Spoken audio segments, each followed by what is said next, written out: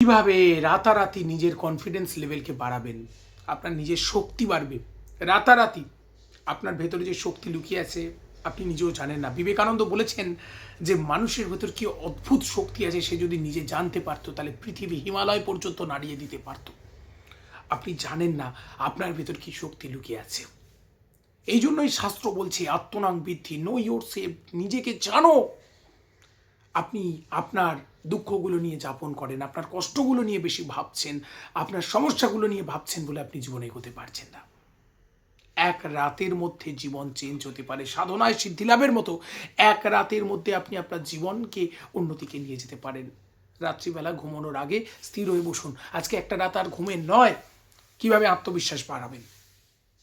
প্রথমেই মনকে শক্ত করে এক জায়গায় বসুন আর সমস্ত নেগেটিভ চিন্তা ভাবনাগুলো হাঁটিয়ে দিন।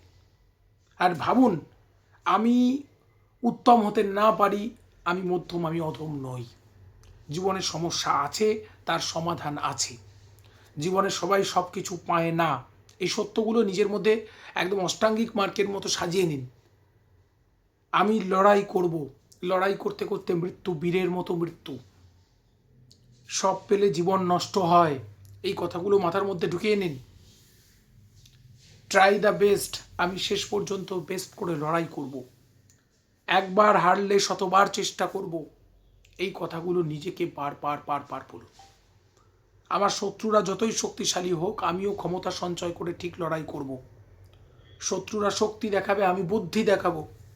এইভাবে নিজের মাইন্ডের মধ্যে যত আপনি গাঁথবেন আস্তে আস্তে, রোজ এগুলো বলতে বলতে, আমার চিন্তা কি, আমার টাকা নেই, আমার ক্ষমতা নেই বলে আমি কাঁদবো না, আমার সঙ্গে ভগবান আছেন, আমার সঙ্গে ঈশ্বর আছেন। কুরুক্ষেত্র যুদ্ধে কৃষ্ণ ছিল একা পাণ্ডবদের পক্ষে।